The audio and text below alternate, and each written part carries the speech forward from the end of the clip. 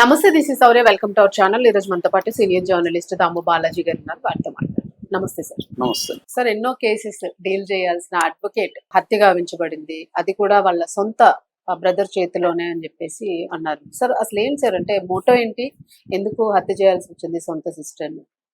ఇప్పుడు స్వప్న కుమారి అనే ఒక మహిళా అడ్వకేట్ హత్య అనేది కలకలం రేపుతుంది హైదరాబాద్ దగ్గరలో. ఇది ఎవరో కాదు, సొంత రక్తం పంచుకొని పుట్టిన తమ్ముడే చంపించాడంటే ఇంకా అది కలకలం రేపుతుంది. అది కూడా కన్న తల్లి ముందే చంపడం అనేది కూడా అతి దారుణంగా చంపడం. ఇది ఇప్పుడు షాకింగ్ గా మారింది. అడ్వకేట్లంతా కూడా బంద్ చేస్తున్నారు. మొన్న అక్కడ హైదరాబాదు బీజాపూర్ నేషనల్ హైవే దగ్గర మొత్తం చేవెళ్ళ కోర్టులో అడ్వకేట్లంతా కూడా రోడ్డు బ్లాక్ చేసి ధర్నా చేశారు. అడ్వకేట్ ప్రొటెక్షన్ యాక్ట్ ని అమలు చేయాలి, అడ్వకేట్లకి ప్రొటెక్షన్ కల్పించాలని, ఇంకొంతమంది అయితే అడ్వకేట్లకి లైసెన్స్డ్ గన్స్ కూడా ఇవ్వాలనే స్థాయిలో డిమాండ్ చేస్తున్నారు.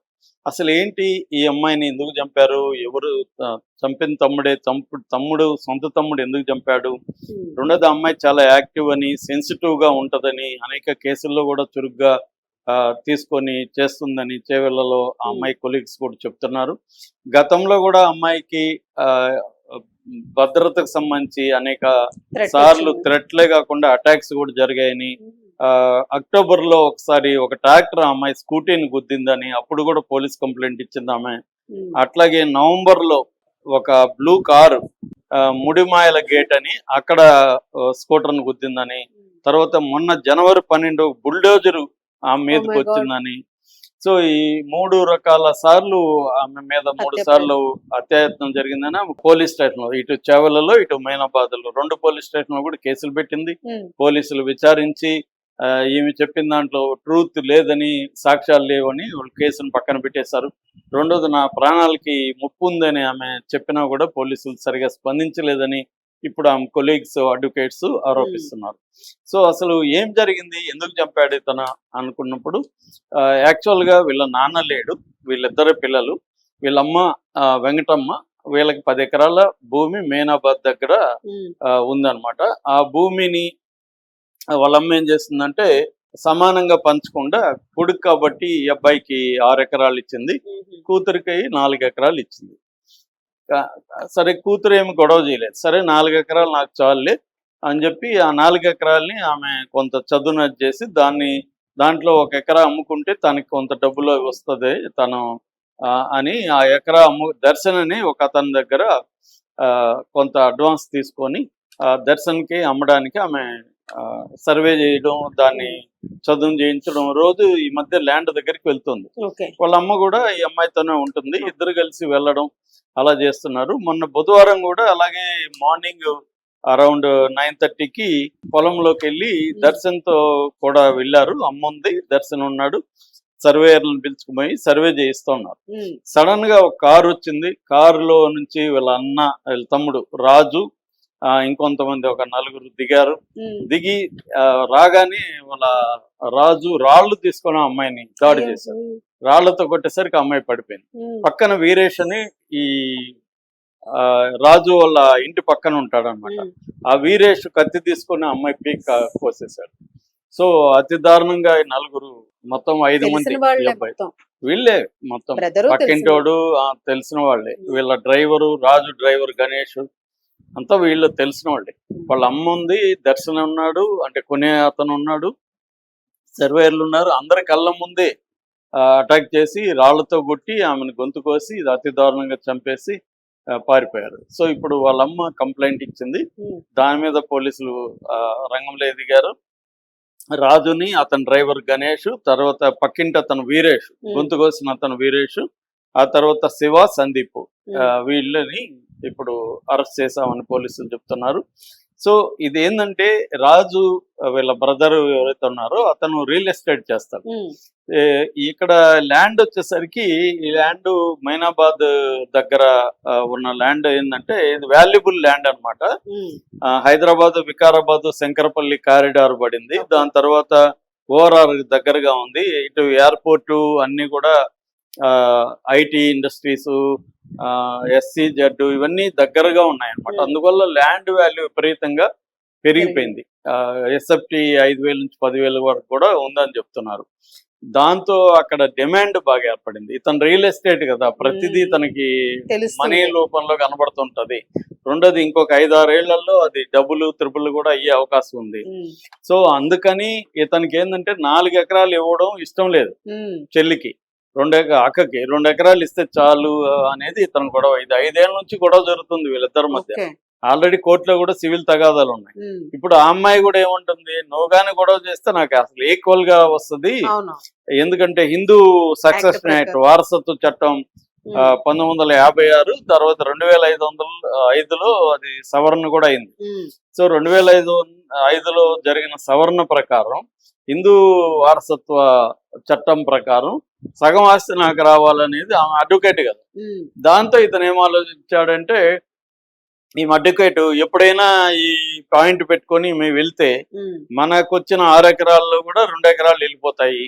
సో ఆ 4 ఎకరాలు ఈ పిల్లకి వెళ్ళిపోయింది, 4 ఎకరాలే నాకు మిగులుతుంది అన్న ఒక దీంతో అతనికి ఒక కోపం వచ్చింది. అంటే ఈ అమ్మాయి అడ్వకేట్ కాబట్టి నన్ను బెదిరిస్తుంది అని ఈ అమ్మాయిని చంపడానికి రకరకాలుగా ముందుగా చంపేస్తే, పెళ్లి కాలేదు ఇంకా ఆమెకు, సో చంపేస్తే కంప్లీట్ గా ఆస్తి తనకే వచ్చేస్తుంది, ఇంకా అమ్మని బెదిరించి రాయించుకునేయచ్చు, పెద్ద విషయం కాదు అన్న పద్ధతిలో అతను ఈ అమ్మాయిని చంపేయాలని డిసైడ్ అయ్యాడు.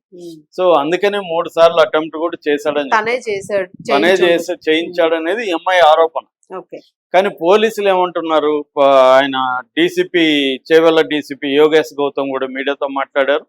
అట్లాగే అక్కడ మొయినాబాద్ సిఐ ప్రవీణ్ కుమార్ కూడా మాట్లాడారు. వాళ్ళు ఏం చెప్తున్నారంటే, ఇది 5 ఏళ్ళకు ఉన్నమాట వాస్తవమే, మాకు కంప్లైంట్ ఇచ్చింది, మేము ప్రాథమికంగా దర్యాప్తు చేసినప్పుడు ఎటువంటి ఈ అమ్మాయి చెప్పినట్టుగా ఎటువంటి ఆధారాలు రాజు దాని వెనక ఉన్నాడని లేదు. ట్రాక్టర్ డ్రైవర్ని కూడా ఒకసారి ట్రాక్టర్లో కూడా అంతకుముందు అక్టోబర్లో ట్రాక్టర్ అటాక్ జరిగిందని చెప్పినప్పుడు ట్రాక్టర్ డ్రైవర్ని కూడా పిలిచాము. ట్రాక్టర్ డ్రైవర్కి రాజుకి సంబంధం ఉన్నట్టుగా మా దగ్గర ఏం ఆధారాలు రాలేదు.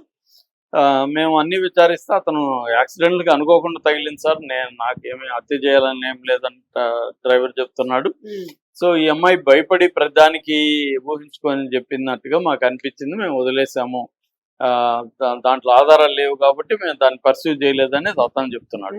కానీ ఈ అమ్మాయికి సంబంధించిన అడ్వకేట్లు ఫ్రెండ్స్ ఏం చెప్తున్నారంటే, పోలీసులు కూడా రాజుతో కుమ్మక్కయ్యారు, సో అందుకనే అసలు ఈ హత్య జరుగుతుందని కూడా పోలీసులకు తెలుసు అని వీళ్ళ ఫ్రెండ్స్ ఆరోపిస్తున్నారు. అది నిజమా కాదని మనం చెప్పలేము, కానీ వాళ్ళ ఆరోపణలు అయితే అలాగున్నాయి, అంటే అడ్వకేట్స్. సో క్లియర్ గా పోలీస్ వైఫల్యమే అమ్మాయి చనిపోవడానికి కారణం. సో ఇప్పుడు వాళ్ళ అమ్మ అయితే షాక్ లో ఉంది. వాళ్ళ అమ్మ అతి దారుణంగా నా బిడ్డను చంపారు, వాళ్ళని కూడా అతి చాలా సివియర్ గా పనిష్ చేయండి అని ఆమె ఏడుస్తూ అడుగుతుంది. కానీ నాకు తెలిసి నేను చాలా సార్లు చెప్తుంటాను, విక్టిమ్స్ వైపు నుంచి స్ట్రాంగ్ గా లేకపోతే కేసులు నిలబడవు. ఇవన్నీ అతనికి తెలుసు కాబట్టి అతను చేశాడు అంత ధైర్యంగా ఓపెన్ గా వాళ్ళ అమ్మ ముందు, సర్వేయర్ల ముందు, తర్వాత దర్శన్ అనే అతని ముందు చేశాడంటే అర్థం ఏంటి, వీళ్ళందరినీ మళ్ళీ మనం మేనేజ్ చేసుకోవచ్చు. సాక్షులు వాళ్ళే కదా, రేపు అమ్మను కూడా కొద్ది రోజులు అయినాక ఎలాగ పోయింది రాదు, మా కొడుకుతో ఎందుకు గొడవ అనేది ఆమె కూడా అనిపించవచ్చు. సో ఆమెను నయానో భయానో ఆమెనే లొంగ తీసుకోవచ్చు. సో నా కొడుకు కాదు, ఎవరో వచ్చి ముసుగులు వేసుకొని వచ్చారు, ఎవరు చంపారు నాకు తెలియదు అని ఆమె చెప్పచ్చు కోర్టులో. సో అలాగే దర్శనం అంతే, పోయి మనకి ఇప్పుడు ఎందుకు వీడితో గొడవ, వీడు మనల్ని కూడా చంపిస్తాడేమో అని అతను భయపడచ్చు అనేది ఉండొచ్చు. సో అడ్వాన్స్ ఇతను కూడా ఇవ్వచ్చు కావాలంటే ఏముంది. కాబట్టి ఇప్పుడు అతనికి 4 ఎకరాలు వచ్చింది కదా, ఆ 4 ఎకరాలు చాలా వాల్యుబుల్ ల్యాండ్. కాబట్టి ఇట్లాంటి కేసులు ఏమవుతుందంటే, బిగినింగ్ లో అరెస్ట్ చేస్తారు పోలీసులు కూడా, తర్వాత ఇతను డబ్బులు ఉంది కాబట్టి ఇతను మేనేజ్ చేస్తాడు, డబ్బులు ఉంది, ఇతను రియల్ ఎస్టేట్ గై కాబట్టి సర్కిల్ ఉంటుంది, ఆల్రెడీ పోలీసులతో వెళ్తే పరిచయాలు ఉన్నాయి కాబట్టి ఇతను మేనేజ్ చేసుకుంటాడు. ఆ ధైర్యంతోనే ఇంత ఓపెన్ గా పబ్లిక్ గా చంపగలిగాడు. కాకపోతే ఇప్పుడు అడ్వకేట్లు అంతా కూడా సమిష్టిగా ఉండి ఈ కేసుని పర్సూ చేసి పోలీస్ స్టేషన్ లో వీళ్ళ గట్టిగా నిలబడి చేస్తారో లేదు తెలియదు, చేస్తే మాత్రం ఖచ్చితంగా శిక్ష పడే అవకాశం ఉంటది. కానీ వాళ్ళు మరి ఎంతకాలం వాళ్ళందరూ ఈ అమ్మాయి మన అడ్వకేట్ కాబట్టి నిలబడాలనేది వాళ్ళకు ఉండాలి. మామూలుగా జరిగేది ఏంటంటే, చాలా సార్లు ఈ ప్రజా సంఘాలు వీళ్ళందరూ ఆ రోజు వస్తారు, రెండు రోజులు మామూలు హడావిడి. హడావిడి చేస్తారు, వెళ్ళిపోతారు. ఉమ్, అది కన్సిస్టెంట్ చేయాలని పని. ఎవరి పనులు వాళ్ళకి ఉంటాయి, ఎవరి సమస్యలు వాళ్ళకి ఉంటాయి. ఉమ్, కన్సిస్టెంట్ గా తిరగాలి. రేపు రా అంటాడు, ఎల్లుండి రా అంటాడు, మండే రా అంటాడు, వెళ్ళాలి. ఎఫ్ఐఆర్లు ఏం పెట్టారు, కొట్లాడాలి. అవును. ఇవన్నీ చేసుకుంటా రావాలంటే ఎవరు చేస్తారు? ఉమ్, సో అందుకనే కేసులు ఎక్కువ నిలబడవు అనమాట. ఆ ధైర్యంతోనే ఇతను కూడా చేసినట్టుగా మనకు అర్థమవుతుంది. అవును. Thank you.